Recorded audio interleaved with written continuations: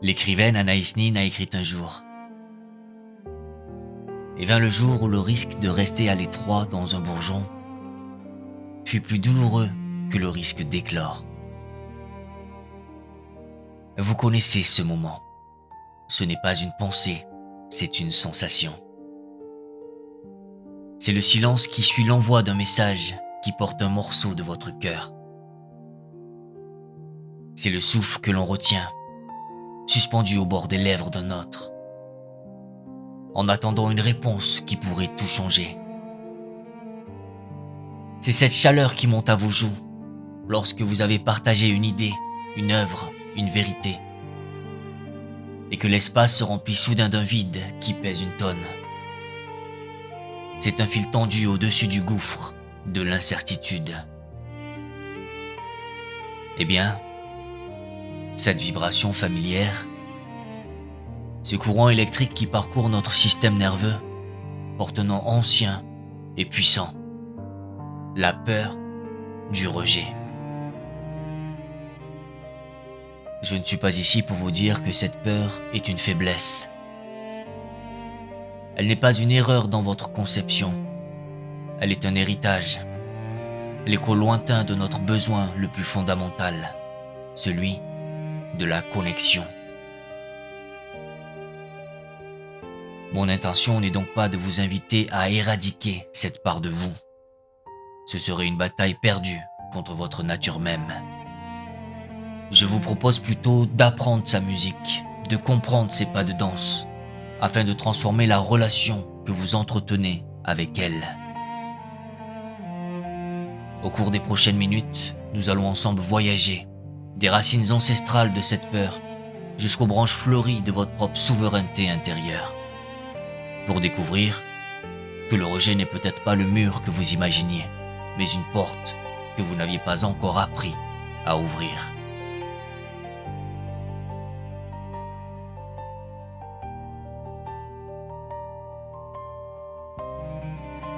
Pour comprendre la nature de cette peur qui vous étreint, je vous invite à voyager très loin en arrière, plus loin que vos souvenirs, plus loin que l'histoire de vos parents. Je vous invite à vous asseoir au coin d'un feu qui crépite depuis des millénaires. Imaginez un monde sans mur ni porte, où la seule forteresse était la présence des autres. La seule chaleur, celle des corps blottis les uns contre les autres, face au souffle glacial de la nuit. La seule sécurité contre le hurlement du loup ou le regard du prédateur, c'était le cercle de la tribu. Dans ce monde, l'appartenance n'était pas un confort, c'était une condition de survie. Le groupe n'était pas une famille, il était la vie elle-même. Être accepté, c'était avoir sa part de nourriture. C'était être protégé pendant son sommeil. C'était avoir une chance de voir le soleil se lever à nouveau. Et être rejeté, être banni du cercle de lumière et de chaleur, c'était une sentence. Une condamnation au froid, à la faim, à la solitude terrifiante des ténèbres. Être seul, c'était mourir. Ce drame originel est inscrit au plus profond de nous, dans le langage silencieux de nos cellules. Notre cerveau moderne, si sophistiqué soit-il, a gardé en mémoire cette loi fondamentale. C'est pourquoi les neuroscientifiques nous disent aujourd'hui que le rejet social active exactement les mêmes zones cérébrales que la douleur physique. Comprenez-vous ce que cela signifie? La douleur que vous ressentez n'est pas dans votre tête, elle est réelle. Votre système nerveux ne fait pas la différence entre une lance pointée vers vous et un silence qui vous ignore. C'est cela que j'appelle votre alarme tribale. Une alarme interne, extraordinairement sensible, conçue pour vous sauver la vie. Le problème est que cette alarme, calibrée pour un danger de mort, se déclenche aujourd'hui pour des menaces qui ne le sont plus. Cette alarme hurle lorsque votre message reste sans réponse. Elle sonne lorsque votre idée est accueillie avec froideur lors d'une réunion.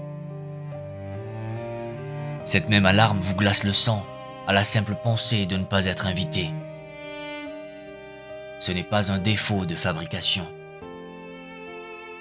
C'est une fonctionnalité de survie qui joue sa partition ancestrale dans un monde qui a changé de musique. Et ce fil ancestral se tisse ensuite dans la trame intime de notre propre vie, dès nos premiers instants. Pensez au nouveau-né, une créature de pure vulnérabilité, entièrement dépendante de l'amour et des soins de géants pour survivre. Son monde entier est un regard, une caresse, une voix. Pour cet être minuscule, l'amour de ses parents n'est pas un sentiment agréable. C'est sa nourriture, son abri, sa survie. Être accepté par eux, c'est exister. Alors, que se passe-t-il lorsqu'un parent, épuisé, est distrait ? Que se passe-t-il lorsqu'une parole maladroite est prononcée ?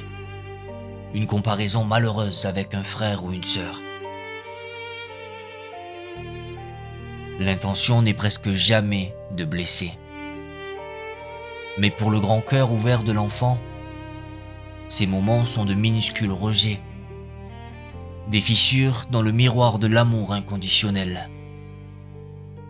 Et à travers ces fissures, l'enfant apprend une terrible et fausse leçon. Pour être aimé, il faut plaire.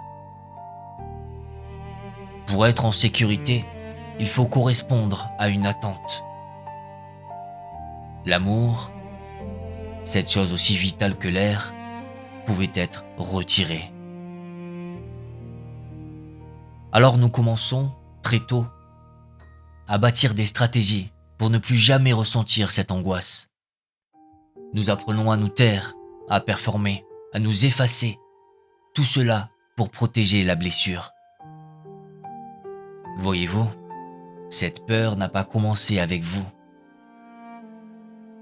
Elle est la somme d'une sagesse ancienne et de blessures invisibles. La reconnaître, ce n'est pas l'excuser. C'est simplement cesser de vous juger pour elle. C'est le premier pas pour l'apaiser.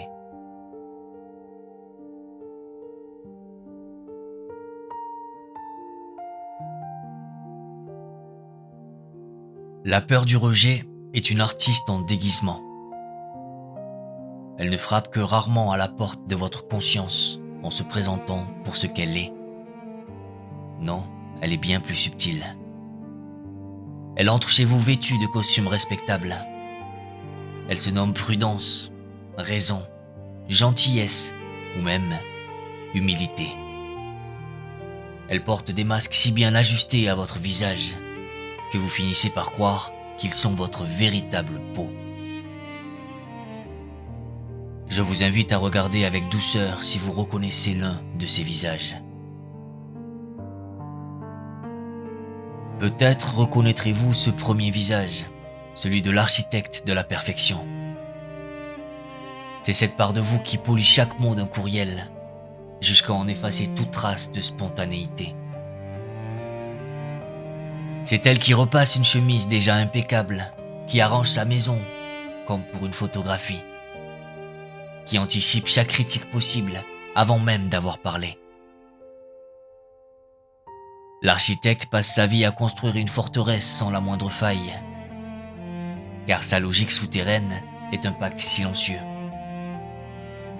Si je suis irréprochable, si mon armure est sans faille, alors personne ne pourra trouver de prise pour me repousser. On ne rejette pas ce qui est parfait. Mais le prix de cette forteresse est l'emprisonnement. L'anxiété devient le gardien de la citadelle. La joie spontanée s'étiole, car chaque geste doit être calculé. Et la peur panique de l'échec devient l'ombre qui vous suit à chaque pas, vous murmurant que la moindre erreur fera s'écrouler les murs. Puis, il y a un autre masque, plus doux en apparence, mais tout aussi lourd à porter. C'est le visage du diplomate du oui permanent. C'est cette part de vous qui dit oui quand tout votre être crie non. C'est elle qui annule ses propres besoins pour satisfaire ceux des autres, qui prend sur ses épaules les fardeaux qui ne lui appartiennent pas, qui étouffe ses opinions pour ne jamais créer la moindre vague. Le diplomate est un expert en harmonie de surface.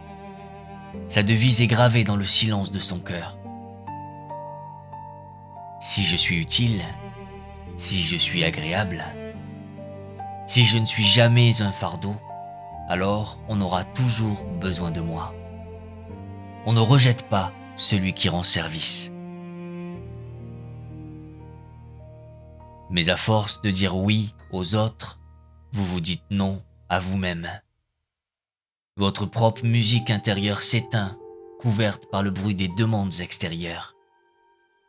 Un ressentiment silencieux grandit dans les caves de votre âme, et vous attirez des relations où votre véritable soi n'a pas sa place, car vous ne l'avez jamais présenté.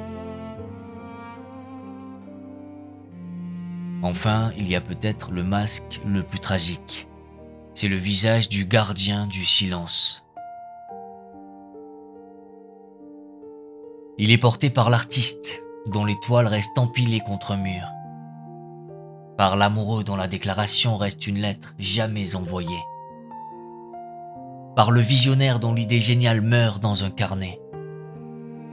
Le gardien du silence est le maître de l'inaction.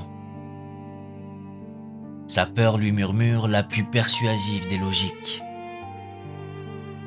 Si je ne m'expose pas, je ne peux pas être repoussé. Si mon trésor reste caché, personne ne peut le juger indigne. Le silence, c'est une armure invisible. Mais le coût de cette armure est le poids du non-vécu. C'est la solitude de celui qui n'a jamais risqué la connexion. C'est le regret qui s'installe, compagnon amer des années qui passent. C'est l'amertume des mots qui n'ont jamais goûté l'air et des dons qui n'ont jamais vu la lumière. L'architecte, le diplomate, le gardien, ce ne sont pas trois personnes différentes. Ce sont trois visages d'une même peur qui dansent avec nous. Ces masques, que vous avez peut-être portés pour survivre, pour vous protéger, sont devenus votre cage. Ils vous gardent en sécurité, oui, mais loin de la seule chose que vous cherchiez vraiment. Une connexion authentique, où vous seriez aimé. Non pas pour le masque que vous portez, mais pour le visage qu'il cache.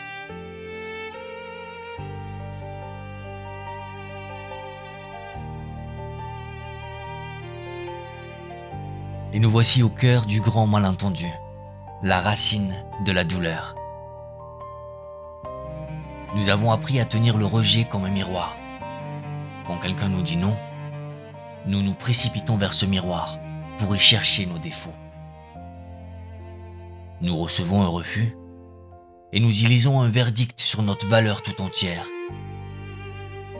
Une porte se ferme et nous croyons que c'est la preuve que nous ne méritions pas d'entrer.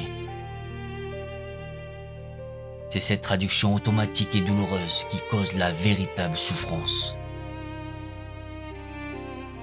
Ils n'ont pas voulu de mon projet, donc je suis incompétent. Elle n'a pas souhaité me revoir, donc je ne suis pas digne d'être aimé. Ce petit mot, donc, est le poison. C'est le clou qui fixe le rejet à notre identité. Et je vous le demande, avec toute la douceur dont je suis capable.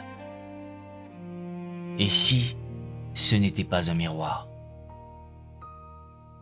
Si le rejet n'avait rien à vous dire sur qui vous êtes, mais tout à vous apprendre sur le chemin que vous parcourez? S'il n'était qu'un simple panneau indicateur? Laissez-moi vous montrer. Imaginez votre candidature pour ce travail que vous désiriez tant. Le refus n'est pas un jugement sur la totalité de votre être ou de vos compétences, c'est une information. L'information qu'une autre personne, à cet instant précis, correspondait mieux à l'alchimie unique de cette équipe, à la pièce manquante de leur puzzle. L'information que la culture de cette entreprise, peut-être, aurait fini par étouffer votre élan. Le refus ne dit pas « tu n'es pas assez bon ». Il dit « ici, maintenant, l'ajustement n'est pas parfait ». C'est une donnée, pas une condamnation. Pensez à cette invitation que vous avez faite et qui a été déclinée. Ce non n'est pas une flèche décochée vers votre cœur. C'est une information sur l'univers intérieur de l'autre. Une information sur son niveau d'énergie, sur ses priorités du moment, sur une tempête silencieuse qu'il traverse peut-être et dont vous ignorez tout.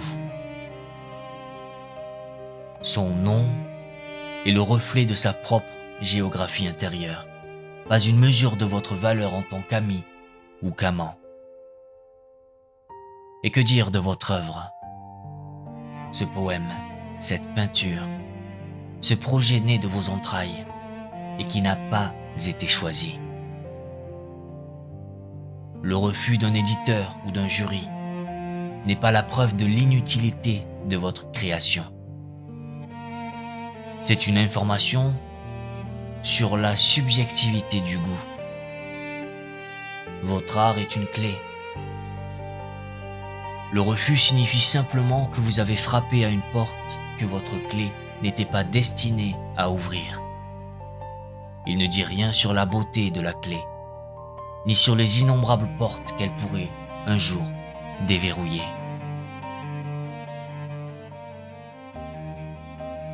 C'est ici que le grand poète Rumi nous murmure sa vérité intemporelle. La blessure est l'endroit par où la lumière entre en vous. Quand vous cessez de voir le rejet comme une attaque personnelle, la blessure s'ouvre. Et la lumière qui y entre, c'est la clarté. C'est l'information pure. Le rejet devient alors un service qui vous est rendu. C'est un guide bienveillant qui vous dit « pas par là ». Il vous empêche de vous investir dans une relation qui ne vous aurait pas nourri, dans un travail qui vous aurait drainé, dans un projet qui n'était pas aligné avec votre essence la plus profonde. Il ne vous dit pas « tu n'es pas assez ». Il vous murmure « ce chemin n'est pas pour toi ». Et dans cette redirection, il y a la promesse silencieuse d'un chemin qui l'est véritablement.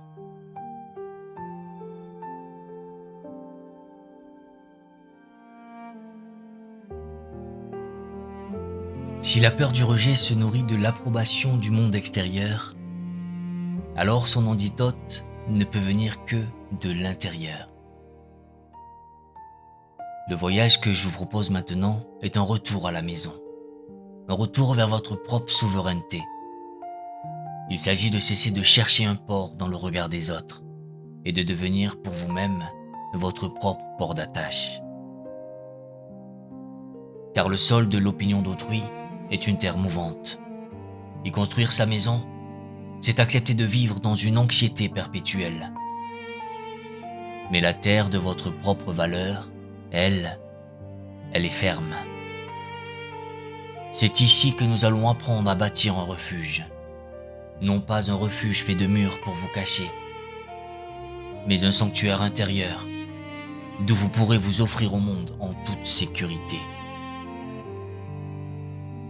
Pour cela, je vous offre 3 sentiers, 3 piliers pour ériger ce sanctuaire. Le premier est le dialogue de l'autocompassion. Lorsque le rejet frappe, une voix s'élève souvent en nous, celle d'un juge sévère.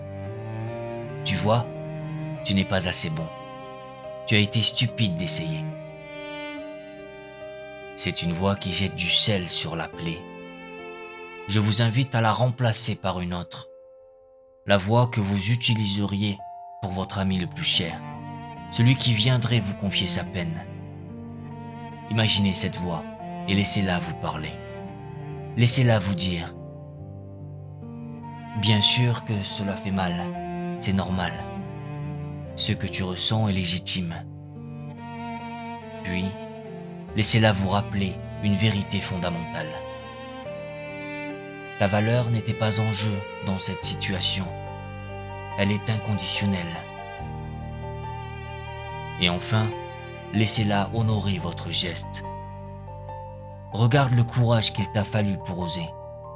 Je suis fier de ce courage.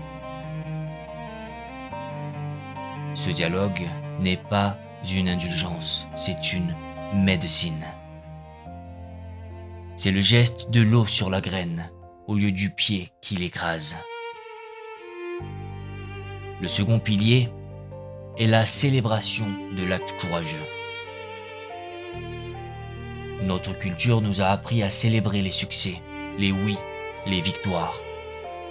Mais cela nous maintient dépendants du résultat. Je vous propose de changer radicalement de perspective. Tenez un carnet. Non pas un journal de vos réussites, mais un journal de vos courages. Chaque soir, notez-y non pas ce que vous avez obtenu, mais ce que vous avez osé. Le courage d'envoyer cet email, même s'il n'a pas eu de réponse. Le courage de dire votre vérité, même si elle a dérangé. Le courage de montrer votre poème à une seule personne. En célébrant l'acte, et non sa conséquence, vous déplacez la source de la récompense.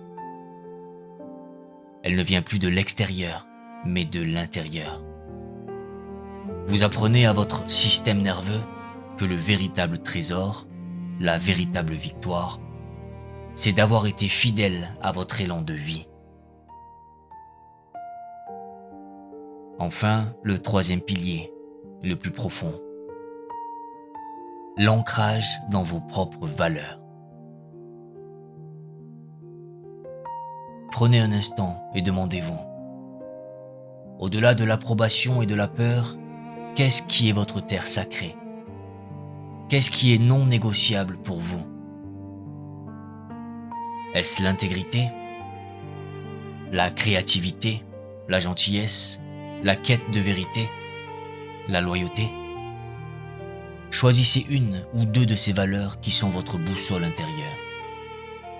Et puis, la prochaine fois que vous agirez, faites-le depuis cet endroit. Quand vous êtes ancré dans vos valeurs, l'opinion des autres perd de son pouvoir. Si quelqu'un rejette un acte que vous avez posé en étant fidèle à votre intégrité, ce rejet n'est plus une attaque contre vous. C'est une simple confirmation que votre chemin et le sien divergent. Le vent du jugement peut souffler. La tempête du rejet peut gronder. Mais votre ancre, plantée dans le sol de vos valeurs, vous maintient stable. Vous n'êtes plus un navire à la dérive, vous êtes un phare.